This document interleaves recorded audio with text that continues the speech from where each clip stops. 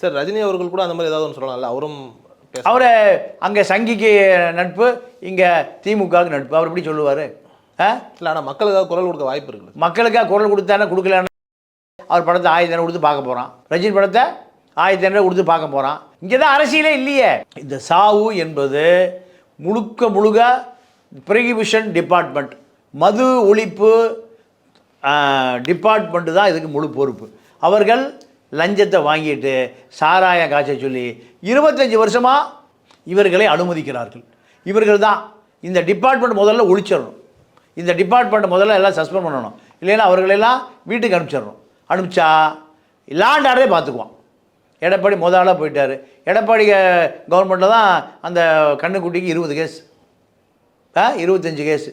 அப்போ தெரியாதா எடப்பாடிக்கு? சார் இத்தனை கேஸ் வந்தும் திருப்பி அவர் வெளியில் விட என்ன சார் காரணம்? காசை லஞ்சம் தான்.